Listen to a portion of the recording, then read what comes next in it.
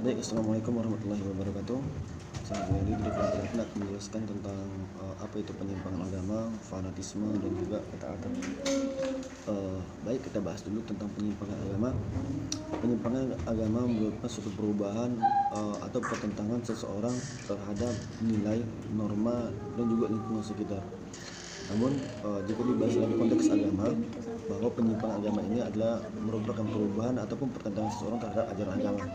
Nah, dalam pembahasan ini secara spesifik bahwa dapat kita katakan orang yang menyimpang dalam agama ini walaupun dia memiliki agama, tapi dia bisa menyimpang dalam agama tersebut dengan dapat kita katakan dengan seperti pemberian doktrin yang palsu ataupun ajaran yang sesat.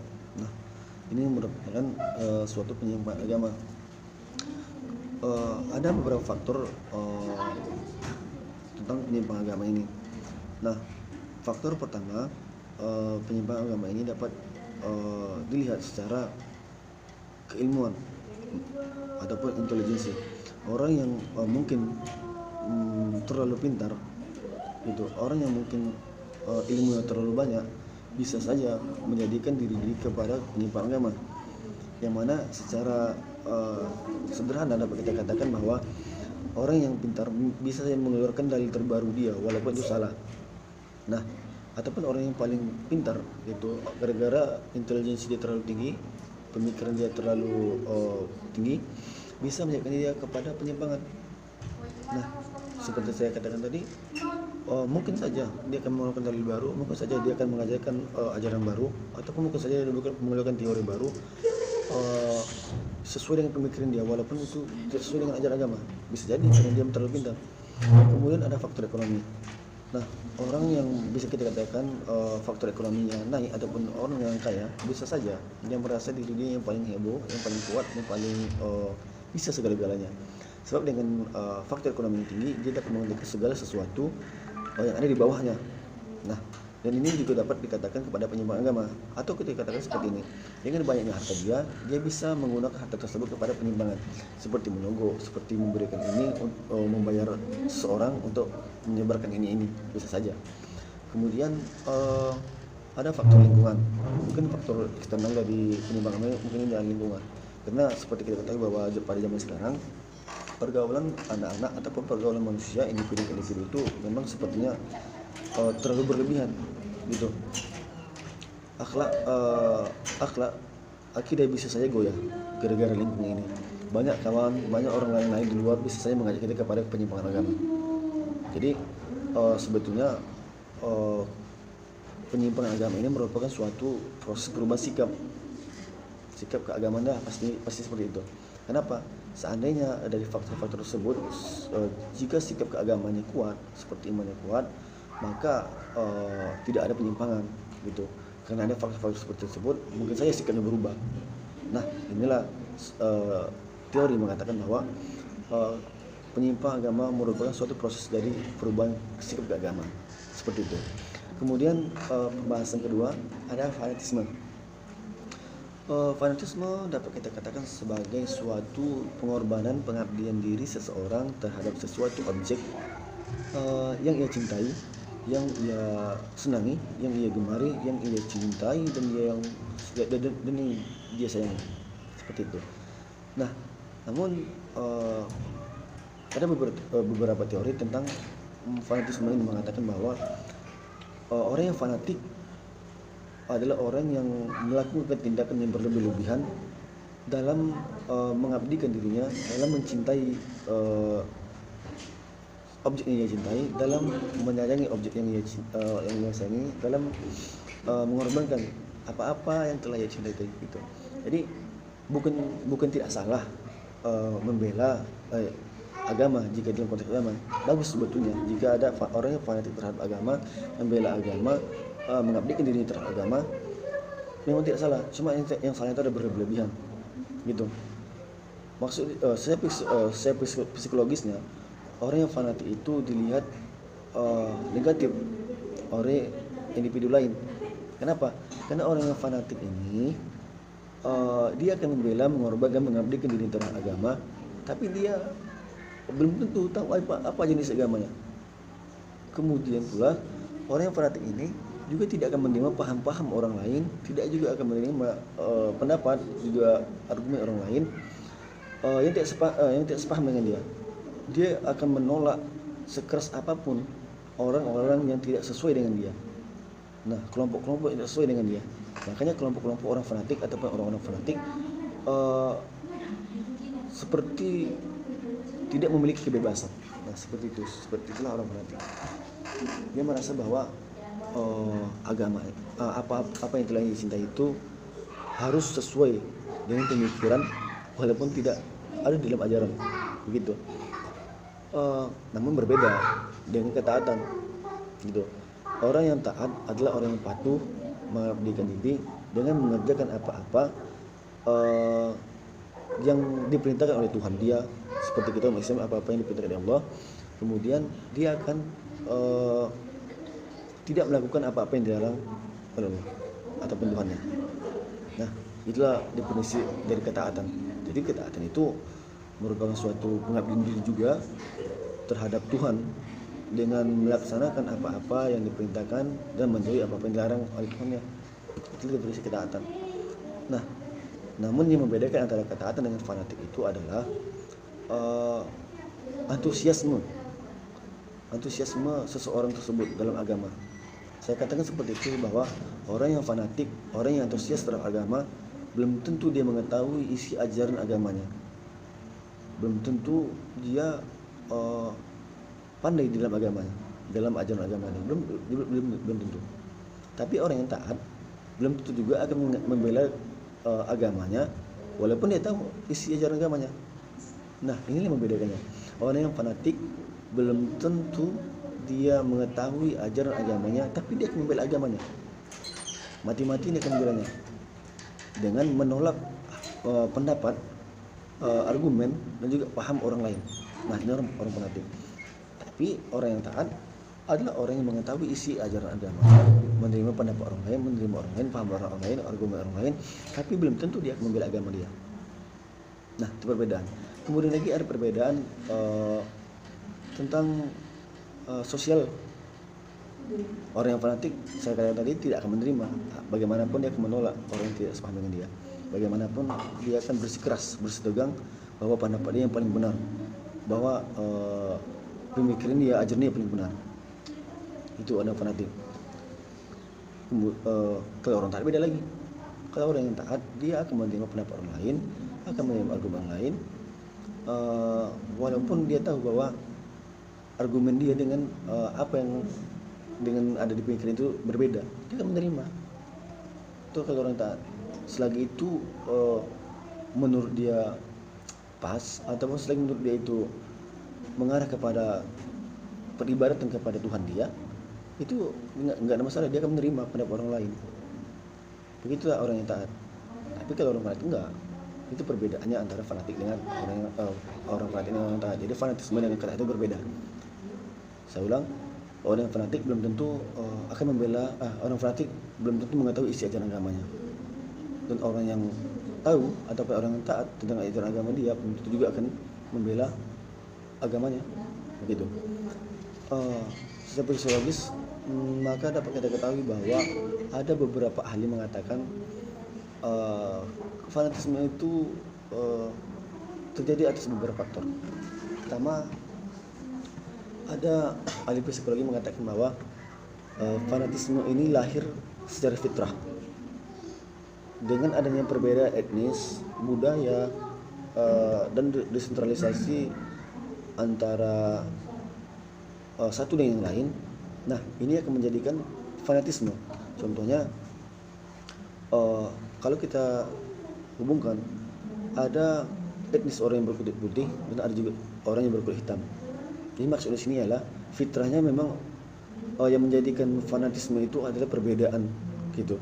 Jadi dengan adanya agama yang berbeda-beda, Islam, Kristen, Buddha dan yang lain, nah ini akan menimbulkan fanatisme secara lahiriah. Itu maksud ahli satu ini. Karena dia mengatakan dengan perbedaan tersebut maka akan lahirlah yang namanya fanatisme. Maka adalah penolakan antara fanatisme. Walaupun dalam ajaran agama kita itu harus saling menjaga satu sama lain, silaturahmi walaupun itu berbeda agama harus ada. Nah tapi menurut dia memang secara sederhananya perbedaan itulah yang menjadikan seseorang menjadi fanatik. Kemudian lagi ada pendapat yang mengatakan bahwa fanatik itu tidak lahir secara fitrah. Maksudnya dia mengatakan seperti ini, fanatik itu lahir secara pengalaman, rekayasa pengalaman. Nah dia mengatakan ahli tersebut mengatakan seperti ini, seandainya fanatik itu lahir diakibatkan dari fitrah, maka anak-anak yang berkulit putih, anak-anak yang berkulit hitam dari sejak lahir mungkin ataupun anak-anak dia tidak akan menerima etnis ataupun perbedaan orang lain. Nah buktinya anak-anak bisa saja berteman dengan orang berkulit hitam, bisa saja berteman dengan orang yang berbeda agama, berbeda paham. Nah dia mengatakan seperti itu.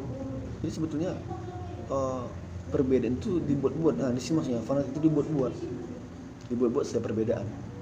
Nah contohnya seperti ini, orang Islam, orang Kristen, orang Buddha, dan orang ini fanatik gara-gara dibuat, saya Islam, dia Kristen, kenapa saya harus begini gini. Nah kan dibuat-buat jadinya. Tapi kita kan ya menurut pendapat dia kan kita kan bisa saja berteman, bisa saja saudara sebangsa setanah air, seperti itu. Cuma fanatik tadi dibuat-buat, ini menurut pendapat kedua. Yang ketiga, fanatik itu bukan dari fitrah manusia, tetapi fanatik itu katanya merupakan pengalaman, hasil pengalaman. Maka dia mengatakan seperti ini, pengalaman merupakan salah satu faktor terjadinya fanatisme. Nah maksud pengalaman sini adalah karena kegagalan dan frustasi, terutama pada masa kanak-kanak menemukan teknik emosi yang mencapai dendam agresi kepada orang-orang yang berbeda. Nah maksudnya seperti ini, lahirnya fanatisme dari agama ini, faktor agama ini seperti ini. Pernah kita ketahui, kita buat contoh seperti ini, ada orang yang gagal dan ada juga orang sukses. Orang yang gagal pasti merasa jengkel, kesal, dan juga akan dendam kepada orang sukses. Karena dia sukses, karena orang sukses dia gagal, dan seperti itu. Sama seperti agama. Yang terjadi kepada kejadian di Ambon dulu. Ingat pada masa kisah ataupun pada masa kejadian orang umat Kristen yang mengatur pemerintahan. Ibarat kata orang umat Kristen yang naik daun dan orang Islam di bawah pemerintah orang Kristen. Orang Islam merasa terancam jika berada di bawah kepemerintahan orang Kristen, gitu. Makanya fanatik itu lahir, gitu.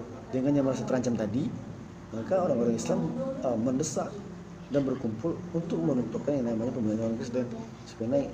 Sebaliknya, jika orang-orang Islam naik, maka orang Kristen pun yang merasa terancam. Begitulah sebetulnya. Jadi ada pengalaman tersebut yang menjadikan hidup ataupun seseorang menjadi fanatisme. Mungkin itu saja pembahasan dari saya tentang penyimpangan agama dan juga fanatisme dan ketaatan. Jadi dapat kita simpulkan bahwa bahwa dua hal yang berbeda antara fanatik dan ketaatan itu adalah dua hal yang berbeda. Mungkin itu saja. Saya lanjutkan kepada teman saya. Assalamualaikum warahmatullahi wabarakatuh. Baiklah, di sini saya pemakalah kedua akan membahas tentang konflik agama.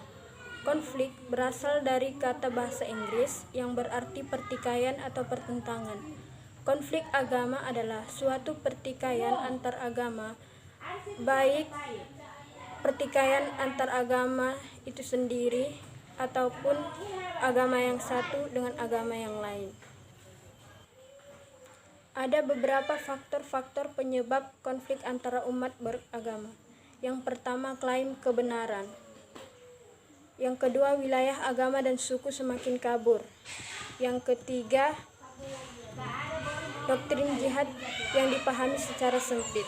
Yang keempat, kurangnya sikap toleransi dalam beragama. Yang kelima, minimnya pemahaman terhadap ideologi pluralisme. Kemudian isu-isu konflik keagamaan.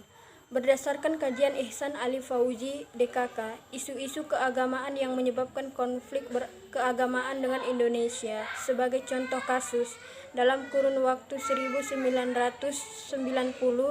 sampai dengan 2008 terdiri dari 6 kategori, yaitu sebagai berikut.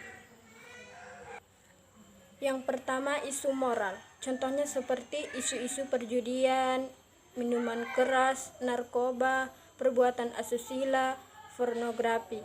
Yang kedua, isu sektarian, yaitu isu-isu yang melibatkan perseteruan terkait interpretasi atau pemahaman ajaran dalam suatu komunitas agama maupun status kepemimpinan dalam suatu kelompok keagamaan. Yang ketiga, isu komunal, yaitu isu-isu yang melibatkan perseteruan antar komunitas agama seperti konflik Muslim-Kristen maupun perseteruan antar kelompok agama dengan kelompok masyarakat lainnya, seperti kasus penodaan agama yang terjadi pada Nabi Muhammad. Yang keempat, isu terorisme, yaitu isu yang terkait dengan aksi-aksi serangan teror dengan sasaran kelompok keagamaan atau hak milik kelompok keagamaan tertentu, ataupun serangan teror yang ditujukan terhadap warga negara asing maupun hak milik pemerintah asing seperti kasus Rohingya. Yang kelima, isu politik keagamaan, yaitu isu-isu yang melibatkan sikap anti terhadap kebijakan pemerintah barat atau pemerintah asing lainnya dan sikap kontra ideologi atau kebudayaan barat atau asing lainnya. Termasuk ke dalam isu politik keagamaan di sini adalah isu penerapan syariah Islam atau Islamisme serta pro kontra menyangkut kebijakan pemerintah Indonesia yang terdampak pada komunitas keagamaan tertentu. Yang keenam, isu lainnya meliputi isu subkultur keagamaan mistis seperti santet, tenung, dan sebagainya. Assalamualaikum warahmatullahi wabarakatuh. Baik, saya Mas Nyari Siregar akan membahas tentang konversi agama. Menurut Jalaluddin Rahmat, konferensi agama ialah istilah yang pada umumnya diberikan untuk proses yang menjurus pada penerimaan suatu sikap keagamaan, baik proses terjadi secara bertahap maupun secara tiba-tiba. Sedangkan secara terminologis, menurut Max Hayrick mengatakan bahwa konferensi agama ialah suatu tindakan di mana seseorang atau sekelompok orang masuk atau berpindah ke suatu sistem kepercayaan atau perilaku yang berlawanan dengan kepercayaan sebelumnya atau pindah agama. Jadi dapat disimpulkan bahwa konversi agama ialah perubahan keyakinan seseorang terhadap agama yang dianutnya. Perubahan tersebut dapat bersifat internal, seperti tetap dalam agama yang telah dianutnya tetapi dengan ketaatan yang lebih baik, atau pindah ke agama lain dengan keyakinan yang lebih baik. Konversi agama ini dapat dibedakan menjadi beberapa jenis. Yang pertama, konversi internal, yaitu terjadi saat seseorang pindah dari mazhab atau perspektif tertentu ke mazhab dan perspektif lain, tetapi masih dalam lingkungan agama yang sama. Yang kedua, konversi eksternal, yaitu terjadi jika seseorang pindah dari satu agama ke agama lain. Faktor yang menyebabkan konversi agama. Menurut Penido dalam Ramayulis berpendapat bahwa konversi agama mengandung dua unsur. Yang pertama, unsur dari dalam diri, yaitu proses perubahan yang terjadi dalam diri seseorang atau kelompok. Yang kedua, dari luar, unsur dari luar, yaitu perubahan yang berasal dari luar diri atau kelompok sehingga mampu menguasai kesadaran atau kelompok yang bersangkutan. Proses terjadinya konferensi agama seperti yang disebutkan karir ialah yang pertama, terjadi desintegrasi sintesis kognitif atau goncangan jiwa dan motivasi sebagai akibat dari krisis yang dialami. Yang kedua, reintegrasi atau penyatuan kembali kepribadian berdasarkan konsep agama yang dengan adanya reintegrasi ini maka terciptalah kepribadian baru yang berlawanan dengan struktur yang lama. Yang ketiga, tumbuh sikap menerima konsepsi atau pendapat agama yang baru serta peranan yang dituntut oleh ajarannya. Selanjutnya, saya akan membahas tentang terorisme dan agama.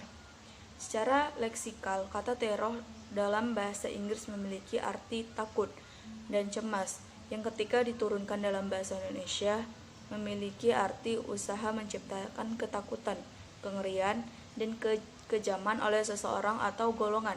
Sementara terorisme merupakan tindakan pengacuan untuk menyebarkan rasa takut dan cemas pada negara dan warganya atau merupakan aksi kekerasan untuk tujuan pemaksaan kehendak, koersi, dan publikasi politik yang memakan korban masyarakat sipil yang tidak berdosa, menunjukkan hubungan yang sangat erat dengan politik.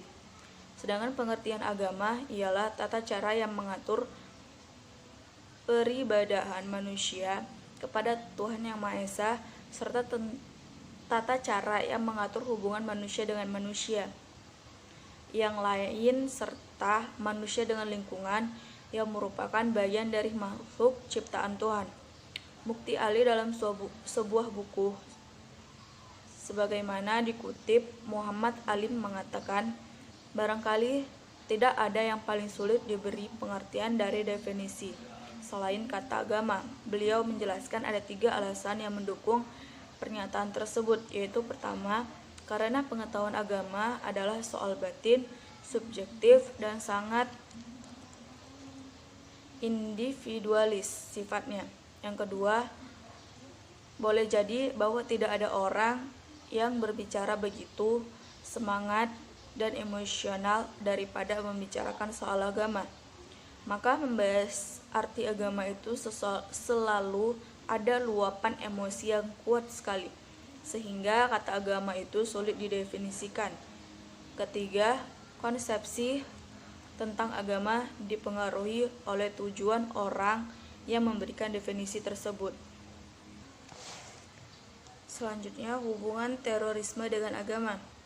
Beberapa ilmuwan dan pemuka agama menegaskan bahwa terorisme sama sekali tidak ada hubungan dengan agama. Agama dianggap hanya sebagai korban yang tidak bersalah dan dalam beberapa hal bahkan tidak relevan.